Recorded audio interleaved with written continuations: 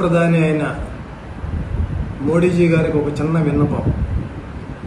Andhra chief మినిస్టర్ని, Andhra deputy chief మినిస్టర్ని కలవాలంటే ఆంధ్రాలో కలవాలి, కానీ తెలంగాణలో రెసైడ్ చేసే వీళ్ళని మీరు కలవడం ఎంతవరకు భాగ్యం?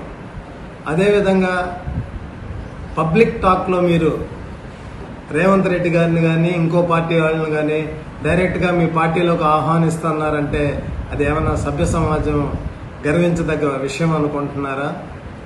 నిన్న మన రాహుల్ గాంధీ గారు విజయ్ గారి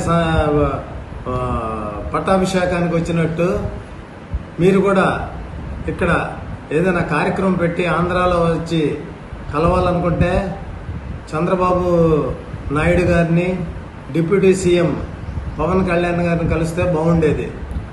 ఆంధ్రాకి రాకుండా ఆంధ్ర సీఎంని, డిప్యూటీ సీఎంని మీరు హైదరాబాద్లో కలిశారు అంటే వాళ్ళకి మీరు భయం పుట్టి వెళ్ళినట్టుగా చాలామంది ప్రెస్ రిపోర్టర్స్ వాళ్ళందరూ కూడా అడుగుతున్నారు.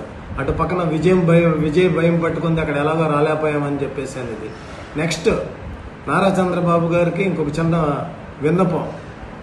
తెలుగుదేశం శ్రేణులందరూ కూడాను వైసీపీ మాజీ ముఖ్యమంత్రి వాళ్ళు జగన్మోహన్ రెడ్డి గారి ఇల్లు 1 ఎకరంలో కడితే అది తాడేపల్లి ప్యాలెస్ అని ప్రతి తెలుగుదేశం మినిస్టర్ కానీ ఎమ్మెల్యే కానీ గొంతెత్తికి వస్తున్నారు. మరి క్యాపిటల్ అయిన అమరావతిలో మీరు 5 ఎకరాల్లో కట్టేది నారావారి ప్యాలెసా లేకపోతే నారావారి గుడిసె? అంటే హట్ అంటారు, గుడిసె అంటే వేరే విధంగా అర్థం చేసుకోవద్దు. దీన్ని బట్టి ఎవరు విలాసవంతమైన జీవితం గడుపుతున్నారో ప్రజలందరూ గుర్తు చేస్తున్నారు. ప్రజల సొమ్ముతో స్పెషల్ ఫ్లైట్లో ఇక్కడి నుంచి హైదరాబాద్ వీకెండ్ వస్తే లోకేష్ గారు, డిప్యూటీ సీఎం గారు, నారా చంద్రబాబు నాయుడు గారు ప్రతి ఒక్కరు వెళ్ళి హైదరాబాద్లో ఉంటున్నారు. మీరు ఆంధ్రాకి ముఖ్యమంత్రి, తెలంగాణలో ముఖ్యమంత్రి మాకు అర్థం కావట్లేదు.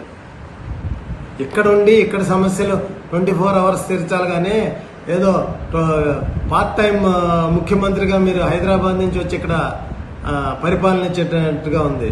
అలా కాకుండా ప్రజలు సద్భావంతో మీ అందరినీ అర్థం చేసుకోవాలంటే ప్రజల జీవితాలతో మీరు ఆడుకోకుండా ఆరోగ్యశ్రీని కూడా మళ్ళీ పునరుజ్జీవం కల్పించాలని కోరుతూ సెలవు తీసుకుంటున్నాను.